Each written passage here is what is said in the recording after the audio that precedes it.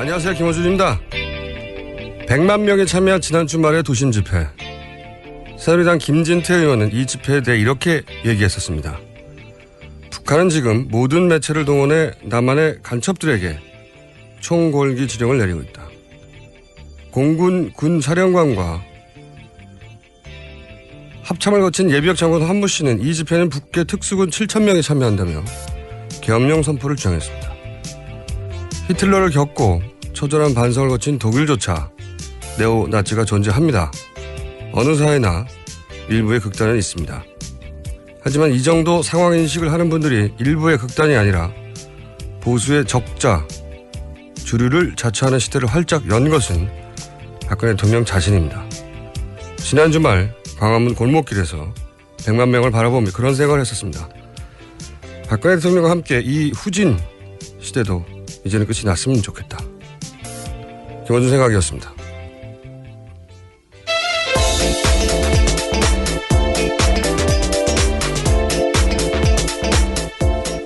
자, 송채경화 기자 오늘도 첫 순서입니다. 안녕하세요. 네, 안녕하세요. 한겨레 21 송채경화입니다. 집회 방송 진행한다고 제가 들었었는데 하셨나요? 아니, 방송 진행은 안 했고요. 네. 집회에는 나갔습니다. 그때는 진행한다고 하진 않았었나요? 진행을 원래 하려고 했었는데요. 네. 내부 사정상 저희 안수찬 편집장만 진행하는 걸로. 내부에서는 송채경화 기자 정도는 안 된다? 그랬나 봅니다. 100만 명. 정말 많이 모였어요. 네. 첫 소식이 어쨌든 100만 명 모인 소식인데요. 그 토요일에 서울 광화문 광장에서 박근혜 대통령 사퇴를 외친 촛불 시위가 이제 100만 명의 시민이 모여서 이루어졌는데요. 이게 100만 명이 아니냐 이 얘기를 그렇죠. 해야 되겠죠. 네, 경찰 추산은 26만 명이에요. 26만 근데 이제 명. 이게 좀 말이 안 된다는 분석이 나오는 게 지금 지하철 승하차 인원 집계를 해서 나온 이제 보도들이 있는데 이게 보면 새벽 12시 30분까지 이제 집계한 승하차 인원을 모두 합하면 한 170만 명이 된다고 하고요. 그날. 네, 기존의 이용객 수 한 70만 명 정도라고 해서 이걸 빼더라도 어쨌든 지하철 이용객만 100만 명이 넘는다. 네. 그리고 여기에 뭐 시내버스로 온 사람들, 광역버스로 오신 분들, 지역에서 관광버스로 오신 분들. 걸어온 이런 사람도 분들. 많아요, 지금. 네. 걸어온 분들도 많고 이렇게까지 합하면 숫자는 뭐 100만 명에서 훨씬 더 늘어난다. 이런 분석이 나오고 너무 있습니다. 당연한 게 지난번 기왕 오셨을 때 경찰이 인정한 90만 사진하고 비교해 보면 네. 2배, 3배는 됩니다. 그리고 그 주요 라인 막 옆 골목에도 사람이 꽉 찼었잖아요. 그렇죠. 골목마다 사람이 꽉 찼죠. 200만 명 가까이 된다. 저는 제 피부로 느낀 것은 실제 사실 경찰 추산으로 하면 우리나라 인구가 5천만이 안 돼요. 경찰 수산으로 하면 26만 명은 좀 심한 것 같아요. 그러니까 경찰 수산대로 하면 우리나라 인구가 한 1,000만 정도? 네. 네덜란드 정도? 말이 안 된다고 생각하고 네. 100만 명이 실제 넘어선 것 같아요. 네, 그렇게 많은 인원 처음 봤습니다. 네. 그랬는데 이제 100만 명이 왔는데 이제 박근혜 대통령 같은 경우에는 이것과 관련해서 엄중함을 깊이 인식하고 있다 이렇게 얘기를 하면서도 이제 대통령으로서 책임을 다하고 국정을 정상화하기 위해서 고심하고 있다 이렇게 얘기를 하면서 이제 물러나지 않겠다라는 뜻을 밝혔죠. 그러시겠죠. 예. 그렇게 과연 갈지는 새누리당이 또 특히 비주류 중심으로는 그렇게 두지 않을 것 같아요. 그죠? 네, 맞습니다. 어제 새누리당 비주류 원내외 인사 90여 명 정도가 국회에 모여서 비상시국 회의를 열었는데요. 그 결의문을 발표를 하면서 새누리당의 해체를 추진하겠다. 대통령은 모든 것을 내려내야 된다. 이렇게 촉구를 했고요. 김무성 전 대표 같은 경우에는 이 회의에서 대통령은 국민의 이름으로 탄핵의 길로 가야 한다. 이렇게 공개적으로 발언했습니다. 그렇군요. 이 집회 나갔다 저 사실 깜짝 놀랐어요. 제 인기가 그러셨어요? 네. 안녕이라고 외치는 분들도 많았었고 저 보고 깜짝 놀랐어요. 방송을 많이 들으시는 100만 명이 놀란 게 아니라 저 인기에 놀랐어요. 김무성 전 대표는 사실 이렇게 말할 수밖에 없죠. 본인이 박근혜 대통령이 물러나지 않으면 물론 본인의 살 길이 열리니까요. 네. 이 이야기는 저희가 잠시 후에 원희룡 제주도지사와 전화 연결해서 자세히 들어보기로 하고요. 다음 뉴스는요? 네, 검찰이 이르면 내일 박근혜 대통령을 참고인 신분으로 조사할 예정인데요. 조사 장소와 조사 방식에 대한 여러 가지 의견이 나오고 있습니다. 검찰 쪽에서는 대면 조사를 원칙으로 하고 있다 이렇게 밝히고 있는데 청와대 쪽에서는 당연히 이제 서면 조사를 원하고 있을 테고요. 그런데 서면 조사는 좀 국민적인 부담이 좀 있을 테니까 결과적으로는 이제 검찰 수사팀이 청와대나 혹은 제3의 장소를 찾아가서 박근혜 대통령과 만나서 조사를 할 가능성이 크다 이런 예상이 나오고 있습니다. 사실 속전속결로 하고 싶어 하는 것 같은데요. 네. 최순실 씨 관련해서 수사할 게 얼마나 많은데. 그렇죠. 생각해보면 지금은 이제 직권남용, 사기 미수 이렇게 주요 혐의가 그렇거든요. 네, 맞습니다. 직권남용은 결국은 기업들 상대로 뇌물죄를 적용한 게 아니라 기업들이 부인하면은 그 직권남용이라는 건 기업들이 피해자라는 인식에서 출발한 혐의란 말이죠. 네. 뇌물죄를 적용해야 되는데 기업들 회장들이 와가지고 인정하겠어요 이거? 본인들이 단순히 협박당했다고 해야지 거래를 했다 그러면은 자기들 잡혀가는데. 그렇죠. 인정 안 하겠죠. 저는 더 문제는 이 사기 미수라고 생각합니다. 사기가 미수였으면 나라가 이렇게 되지 않았죠. 네, 그렇겠죠. 사기 미수 이게 말하자면 재단을 상대로 네. 사기를 쳤다는 거거든요. 근데 재단도를 다 뽑아가지는 않았으니까 미수에 그쳤다는 인식이란 말이죠. 이게 말도 안 되는. 그러니까 검찰이 처음에 사건의 각을 잡을 때 네. 이렇게 잡았다는 얘기거든요. 사실 성형외과 그 건만 해도 조사할 게 얼마나 많습니까? 엄청 많아요. 국세청은 누가 동원했고 국정원을 동원한 건 누구며 경쟁업체를 압박한 건 누구고 그리고 뭐 대통령 주치 어떤 서울대 병원장이 이런저런 혜택을 줬는데 네. 원장에게 이거 따져보려면 한참 많은데 이런 사람 다 안 부르잖아요 지금. 조원동 경제수석이 이거 그 성형외과를 해외에 진출시키지 못해서 관뒀다. 네, 그런 거 조사하려면 조원동 전 경제수석 불러야 되잖아요. 안 부르잖아요. 야. 이거 다 안 하고 대통령을 참고인으로 부르는 게 무슨 의미가 있습니까? 네. 보여주기라고 봅니다. 어디서 하든. 장소와 방식 가지고 크게 떠들 텐데 그게 뭐가 중요해요. 저는 그렇게 생각합니다. 총수들도 총수하게 자꾸 제가. 네. 김어준 총수 말고요. 대기업 총수들이 네. 어제 이제 최순실 게이트와 관련해서 줄줄이 소환이 됐는데요. 어제는 이재용 삼성전자 부회장을 비롯해서 뭐 구본무 LG그룹 회장, 최태원 SK그룹 회장, 조양호 한진그룹 회장, 손경식 CJ그룹 회장을 불러서 조사를 했고 그 전날에는 정몽구 현대차 회장, 김승현 하나그룹 회장 등등을 불렀는데 이제 뭐 주말에 몰아서 이렇게 조사를 한 거를 보고 좀 재벌 배려 차원 아니냐. 촛불 시위로 다 이목이 그쪽으로 집중돼 있는데 이제 뭐 기습적으로 부른 거 아니냐 이런 또 비판이 나오기도 했습니다. 이게 다 봐주기입니다. 이게. 그렇게 말할 수밖에 없어요. 롯데 하나 털려고 2달간 검찰 몇십 명이 붙었었는데 이게 뭡니까? 재벌 총수를 다 불러서 주말에 다 끝내고. 협박 받았어요? 네, 협박 받았어요. 뇌물 그럼 거꾸로 대가 받았어요? 아니요. 이렇게 끝나는 거예요 이게. 그러니까 이렇게 빨리 끝나죠. 아 정말. 자 다음 뉴스는요. 네, 다음 뉴스는요. 그 재작년 신년 기자회견에서 박근혜 대통령이 통일은 대박이다 이렇게 얘기해서 화제가 된 적이 있었는데요. 이 대박이라는 표현이 사실은 최순실 씨의 아이디어였다 이렇게 이제 검찰에서 결론을 내렸다라는 건데요. 이게 검찰이 이런 걸 인정해 준 게 처음이라는 게 의미가 있네요. 네, 검찰이 처음 인정을 한 거고요. 이게 보면 최순실 씨가 문고리 3인방과의 회의에서 제안을 한 것이다 이렇게 나왔고 그 대통령 연설문을 이제 사전에 받아봤었잖아요. 최순실 씨가. 그래서 그러면서 이제 공무원들이 사용하는 딱딱한 말이 아니라 젊은 사람들이 쓰는 단어로 이제 고쳐줬는데 이게 보면 이제 통일 대박이다 이 표현이 대표적인 사례다 이렇게 검찰 쪽에서 이제 얘기를 했다고. 참모진들은 알지 못했고. 네, 청와대 참모진들은 전혀 몰라서 뒤늦게 이제 대박이라는 표현이 나오니까 이게 혹시 비속어 아니냐 이러면서 이제 확인할 정도로 당황을 했었다고 하고요. 이후에 대통령은 뭐 이 신년 기자회견뿐만이 아니라 뭐 다보스 포럼, 뭐 외교통일 국방 업무보고, 독일 드레스덴 간담회에서도 통일은 대박이다 이 표현을 계속적으로 언급을 했죠. 지난주에 사실 뉴스가 너무 많아서 네. 최순실을 덮고 있는 양상이라 크게 주목받지 못하고 지나간 뉴스 중에 하나가 송영길 민주당 의원이 주장을 했었죠. 해경 해체.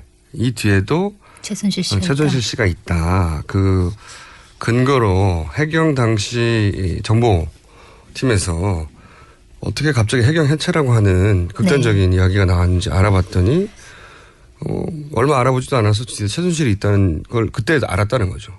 이걸 해경에서도 알았는데 그 핵심이 민정수석이 몰랐다는 건 말이 안 되는 거죠. 예. 네, 통일 대박은 단순히 뭐 용어일 수 있지만 해경 해체는 더 큰 문제가 될 수 있겠네요.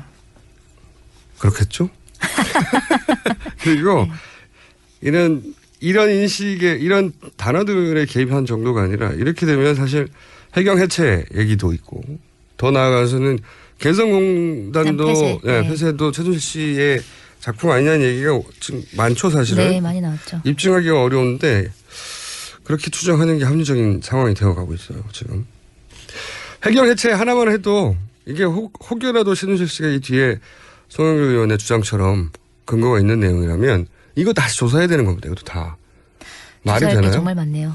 그런데 지금 당장 대통령을 한 번 검찰들이 조사하지 또 부르겠어요? 한 번 하는 거 아닙니까? 지금까지 나온 것만 가지고 이건 말이 안 된다. 벌써 언론에서는 정점을 향해 가고 있다라고 하는데 뭐가 정점이에요? 시작도 안 했는데 지금 제대로.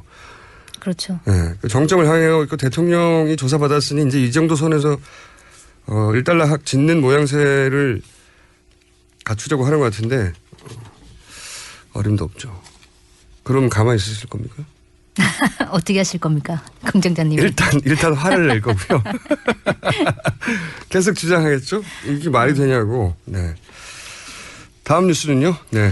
네, 그 또 최순실 씨에 대한 내용인데요. 박근혜 대통령이 해외 순방으로 국내를 비운 사이에 최순실 씨가 청와대 인사에까지 관여를 한 것으로 드러난 건데요.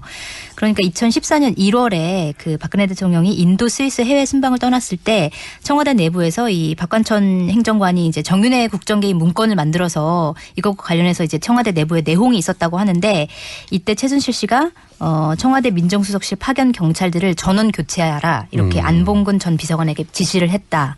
이런 보도가 나온 겁니다. 네. 처음에 저희가 초반에 이 뉴스들 전하면서 국정에 개입하는 게 아니라 국정을 하신 거라고. 네. 이제 그거를 입증하는 뉴스들이 나오는 거네요. 실제 본인이 교체할 수 있다고 생각하니까 비서관에게 지시를 했고. 네. 그게 비서실장한테 전달이 됐겠죠? 네. 안봉근 비서관이 이제 교체 대상 경찰 11명의 명단을 김기춘 전 비서실장에게 전달했다고 하고요. 근데 이제 청와대 내부에서 일괄 교체를 하면 좀 문제가 될 수 있다 이런 판단이 나와서 결국 박관천 행정관 등 일부만 경찰로 복귀시켰다는 네, 이게 보도입니다. 박관천 경정이 예전에 했던 인터뷰하고 승상관이 되네요. 그때 박관천 행정관이 이제 본인이 이렇게 좌천된 것이 최순실 씨의 지시라는 걸 알지 못한 채 네. 어떤 인터뷰를 했었냐면 처음에는 이게 문건을 작성하고 나서 내부적으로 큰 문제가 생겨서 처음에는 전원 교체한다느니 일부만 한다느니 그대로 있다느니 그 헷갈리게 계속 바뀌었다고 그랬거든요. 네. 근데 그 이야기가 여기랑 맞아떨어지는 거네요. 네. 그러니까 사실은 최순실 씨가 다 잘라라 그랬는데 어떻게 한꺼번에 다 자르냐 뭐 이런 얘기가 왔다 갔다 했다는 얘기죠. 본인은 박관천 경정은 듣기만 한 거죠. 그냥. 네. 근데 그 뒤에 본인을 포함해서 어떻게 교체되는 게 최순실 씨였다는 건 몰랐겠죠. 이번에 드러난 거네요. 네. 이것도 조사해야죠. 이거 조사해야 되는데 언제 다 하냐고요. 네? 박관천 경정이 다시 불러 들어와서 네. 조사해야 되거든요. 불러 들어왔던 소리 없잖아요. 네, 아직 못 들었습니다. 그러니까 지금 무슨 정점을 향해 가고 대통령이 곧 수사를 받습니까? 조사 방식, 장소 막 이거 가지고 크게 떠들 텐데 이게 뭐가 중요해요? 실제 진실을 밝혀낼 수 있냐가 중요한데 이거 다 조사 안 할 거라고 봅니다. 제대로. 다음 뉴스 있습니까? 네, 국가정보원 간부가 안봉근 전 청와대 국정홍보비서관을 국정원 안전가옥에서 수차례 만나서 최순실 씨에 대한 국정원 내부 정보를 전달했다. 이런 증언이 나온 건데요. 이거 큰 뉴스네요. 네, 큰 뉴스입니다. 또 이제 국정원 직원을 통해서 우병우 전 청와대 민정수석한테도 비선으로 보고를 했고 또 국정원 다른 직원들이 최순실 씨에 대해서 조사를 하면 이를 차단을 했다. 이런 정황이 나왔습니다. 그렇군요. 그러니까 일단 또 죄송합니다. 우병우 민정수석 알고 있을 수밖에 없어요. 국정원의 정보나 네. 또 사장기관 감찰 정보를 다 모이는 곳인데 여기가 본인이 몰랐다고 말이 안 되죠. 네. 그러니까 본인이 알고도 내버려 둔 거니까 이 양반도 큰 책임이 있는 거죠. 큰. 그렇죠. 그리고 뭐 정상적으로 보고를 받은 게 아니라 비선 보고를 받은 거니까요. 원래는 이제 전현직 국정원장을 거쳐서 이제 청와대에 보고가 들어가야 되는데 이러지 않고 이제 국장을 통해서 비선 라인과 직접 거래를 한 거라서 문제가 더 커지는 거고. 이거는 국정원 내부 고발 아니면 나오기 힘든 이야기인데. 네, 그래서 사정과 당국 관계자 이렇게 멘트로 나온 보도인데요. 네. 그래서 뭐 국정원 보고서 자체가 우병우 민정수석에게 직접 전달이 됐고.